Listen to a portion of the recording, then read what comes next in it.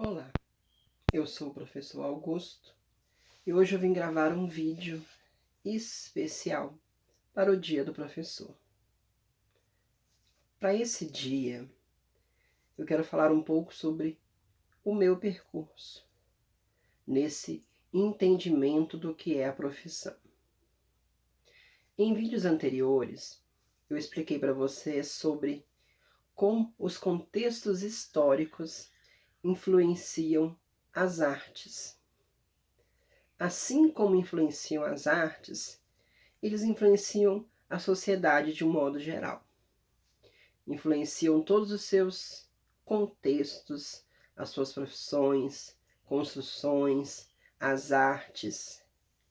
E a profissão de professor, ela tem percursos históricos, ela perpassa por tantos momentos históricos, muitos conflituosos, que nos fazem pensar sobre o que é ser professor.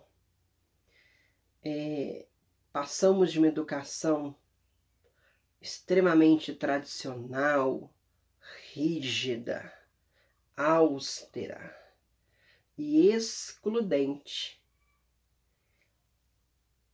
Houve todo um processo para chegarmos no que nós temos hoje. E o que nós temos hoje, muitas vezes, não nos parece o ideal, não nos parece suficiente.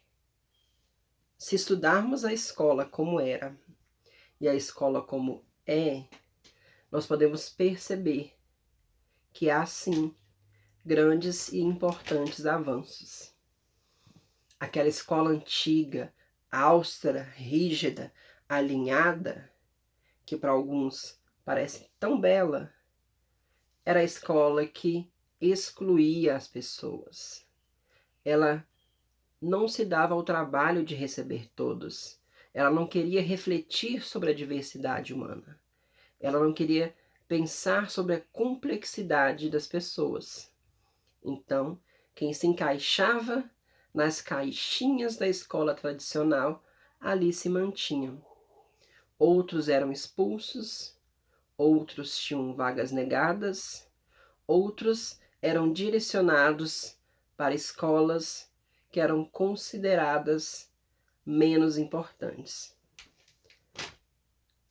E quando eu falo de uma escola antiga, é a mesma escola que excluía a pessoa com deficiência.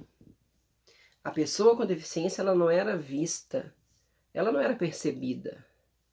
Algumas escondidas nos quartos em casa, algumas presas em clínicas. E hoje nós temos uma escola que o percurso dela e os contextos políticos, sociais e econômicos tentam destruí-la. Nós percebemos que políticos após políticos tramam contra a educação. Situações que já poderiam ter sido resolvidas há muito tempo são deixadas de lado quando as discussões sequer são feitas. Hoje, nós temos uma escola dita inclusiva, que é a escola que recebe as pessoas com deficiência, as crianças com deficiência. Existe por aí pessoas lutando para que haja uma escola exclusiva para essas pessoas com deficiência. Isso é um ato que pretende excluí-la do convívio com as outras. É como retornar a um período em que a exclusão era ainda maior. Estamos numa educação inclusiva perfeita? Ainda não estamos. Ela não é livre de defeitos, ela não é livre de falhas, há muitos questionamentos, professores questionam, famílias questionam. As pessoas com deficiência, elas têm as suas falas muitas vezes ou quase sempre silenciadas. Nesse processo, comumente elas são as últimas a opinar. E aí nós precisamos pensar como vamos fazer escolas melhores. Talvez daqui a alguns anos alguém grave um vídeo dizendo: nossa, lá em 2020 era um horror o que se tinha como escola. Hoje nós temos o ideal. Espero que aconteça, que a escola sempre evolua e sempre melhore. A escola a escola que nós temos hoje, que ela é a escola inclusiva, ela recebe os alunos. Nem sempre nós conseguimos garantir mais do que permanência, porque permanência por si só não é o suficiente. Nós temos que garantir convívio, desenvolvimento, amparo para as pessoas com deficiência, para as pessoas sem deficiência. Mas há uma grande defasagem na educação, e essa defasagem ela tem os aspectos político, social e econômico. E a questão política, ela é a questão que encabeça tudo isso. Quando eu, por exemplo, quando eu era criança, eu não via a pessoa com deficiência. Então, para mim, era como se ela não existisse. Hoje, por mais que a educação inclusiva não esteja tão inclusiva como gostaríamos, os nossos alunos convivem com as pessoas com deficiência. Então, eles podem ver, perceber, sentir, trocar experiências. Os nossos alunos com deficiência e os nossos alunos sem deficiência. Há uma oportunização de conhecimento e de troca de vivência entre ambos. Dito isso, falei um pouco sobre educação. Agora quero falar um pouco sobre mim. O meu percurso em educação, ele não começa de uma maneira boa. Ele começa de uma maneira dramática. Ele se estende em dramas no primeiro, no segundo, no terceiro ciclo e no ensino médio. Não foi um percurso fácil. Por quê? As nossas escolas, elas ainda alimentam e retroalimentam diversas situações violentas. É nisso que precisamos pensar quando discutimos o que se deve ou não trabalhar numa escola. Nós temos uma série de conteúdos a serem trabalhados e não nos basta trabalhar esses conteúdos. Nós temos ali crianças reunidas, orientadas por adultos, e algumas vezes esses adultos vão cometer erros diante dessas crianças, ou essas crianças reproduzirão atitudes erradas diante desses adultos a partir de condutas que lhes foram ensinadas por pessoas que as antecedem. Por exemplo, hoje eu sou um professor, se eu for reproduzir na íntegra tudo que eu passei enquanto aluno, eu vou gerar sofrimento nos meus alunos. Não quer dizer que os meus professores eram pessoas más, que precisam ser punidos e condenados. Quer dizer que a educação precisa ser vista enquanto processo, precisa ser constantemente avaliada e evoluída. O Augusto criança, ele tinha o desejo de ser professor. Ele gostava de estudar. Ele queria tornar-se um professor. Entre os motivos pelos quais ele queria ser professor, era para que ele pudesse oferecer às outras crianças o professor que ele gostaria de ter tido. A minha infância educacional, ela foi muito negligenciada. E aí, vou trazer uma fala agora que é muito importante para nossas crianças e nossos jovens. Eu pensava estar sozinho. Eu acreditava que eu estava sozinho e que nenhum adulto iria me ajudar. Na verdade, eu não estava, mas eu me sentia. E uma vez me sentindo, eu estava impossibilitado de procurar ajuda. As situações de violência dentro de uma escola, elas perpassam muitas questões. E questões que, por vezes, banalizamos.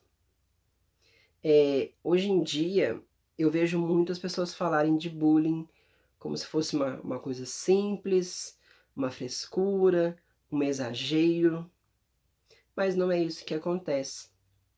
O bullying, ele é um processo, ele é sistematizado, e além desse bullying sistematizado, existem outras formas de violência que acontecem dentro do espaço escolar. A minha trajetória, ela foi basicamente assim. Eu gostava de estudar, eu queria estudar, eu obtinha boas notas. Enquanto isso, enfrentava a adversidade de um mundo inteiro que vinha contra mim. Os meus colegas, por diversos motivos, vinham contra mim. E aí você pode pensar várias questões. Quais seriam essas questões? O que eles viam em mim que eles achavam satisfatório me fazer mal? O que as suas famílias lhes ensinavam para que eles pudessem sentir prazer em fazer mal a outra pessoa? Isso aí dá discussão para mais de hora. Resumindo, houve um momento na minha trajetória que eu optei por despencar as minhas notas. Nesse período, eu buscava atenção. Eu queria atenção das pessoas que eu admirava. O professor era uma pessoa que eu admirava. Por mais que muitas vezes eles errassem comigo, eu ainda tinha uma admiração pela palavra professor. E as minhas notas caíram. E eu, na minha infanto-inocência, pensava: meus professores vão perceber, eles vão me chamar para conversar e talvez isso se resolva. Não foi o que aconteceu, fui taxado de antissocial e as confusões e conflitos de colégio terminaram de alguma forma quando o meu percurso no colégio terminou, mas internamente habitaram em mim e se mesclaram em minhas decisões e ações cotidianas. Mas desde sempre havia em mim uma vontade: ser, para os meus alunos, o professor que eu gostaria de ter. Então eu ingressei na pedagogia, já na maioridade. Fiz o curso, estudei muito, pesquisei, recebi o que o curso me oferecia e busquei ainda muito mais estudos por fora.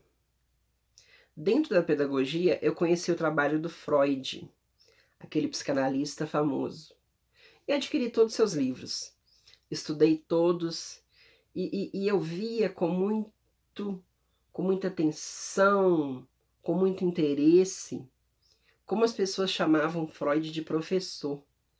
Então aquela palavra se tornava para mim cada vez mais importante, cada vez mais significativa de que havia conhecimento para aquele sujeito, o professor, e uma responsabilidade em cima disso. Então, me tornei professor, concluí o meu curso e fui para a sala de aula. Eu lembro perfeitamente do meu primeiro dia em sala de aula. Eu tinha certeza absoluta que estava no lugar certo. Era o lugar que eu deveria estar. Todos os percursos negativos que poderiam indicar que eu odiaria a escola, que eu deveria detestar a escola, não foram o suficiente para me fazer não querer ser professor. Eu quis ser professor, eu me tornei professor. E aí, quando a gente entra para a sala de aula, no dia a dia, na prática, recém-formados, nós cometemos muitos erros e nós precisamos muito de ajuda. Eu tive a felicidade de ter pessoas ali na minha vida que pontuaram questões, que me orientaram, que me mostraram caminhos. E isso foi se desenvolvendo para que eu me tornasse o professor que eu sou hoje. Passei por muita complicação. Eu tinha dificuldade para entender certas questões, dificuldades para lidar com as famílias, às vezes muito emocionado que sou dificuldade para lidar com os conflitos. Mas isso foi amadurecendo. Eu fui conhecendo os meus alunos, apaixonando-me pelo ensinar. Eu cheguei num ponto em que o meu apaixonar-se era tão intenso que chegava a causar até estranhamento. Como uma pessoa pode gostar tanto de dar aula? Era uma questão para muitas pessoas. Para mim não. Para mim era apenas um fato. Eu gosto realmente e verdadeiramente de dar aula. E é isso que eu quero fazer. A satisfação da troca de conhecimento, a satisfação de perceber que o outro está aprendendo, ela é algo de um valor imenso. E aí eu torno a falar aqui de questões sociais, políticas e econômicas. Por quê? Essas questões, elas fazem da profissão do professor muito desvalorizada. E aí há também quem cria a romantização de dizer que todo professor é professor por amor. Não é assim. Muitas pessoas são professoras porque elas optaram por essa profissão, porque elas conseguiram essa profissão, porque elas batalharam por essa profissão. E elas precisam ser remuneradas, valorizadas, respeitadas nisso. Eu amo imensamente a minha profissão, eu a faço com muito amor, mas nós vivemos numa sociedade, estamos num momento capitalista, então nós precisamos dessa questão. A questão financeira, tanto quanto a questão de valorização, para que a gente consiga sobreviver nessa sociedade e ter minimamente uma vida. Então, ser professor não é só amor, mas amar é um processo importante dentro da profissão. Quem consegue fazê-la com amor, consegue fazê-la melhor. É claro, exige muita técnica. Ser professor não é só abrir um livro, não é só copiar no quadro, é estudar permanentemente, é formar-se permanentemente. É uma coisa que não acaba. E aí, quando você decide ser professor, você decide que você vai estudar e buscar aprender para sempre. Do contrário, você corre o risco de não ser um professor que você gostaria de ter caso você fosse aluno. Desejo aqui os meus parabéns a todos os bons professores, aos que se valorizam, aos que valorizam a profissão e aos que valorizam seus alunos. E aos meus alunos eu deixo um recado.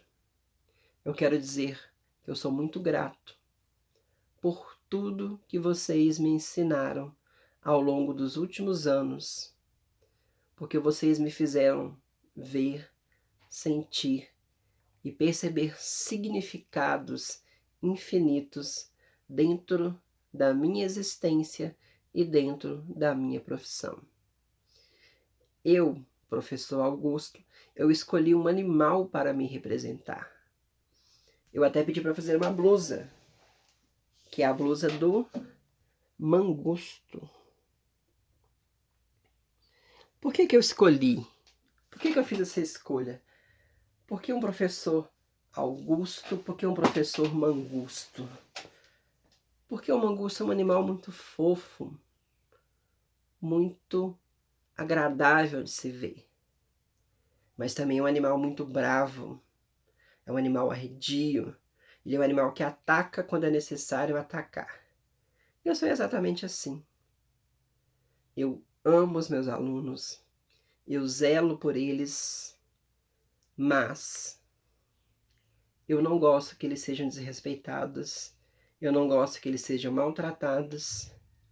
E aí é nesse momento que o mangusto, professor Augusto, passa da criatura fofa à criatura que deitaria uma serpente no soco.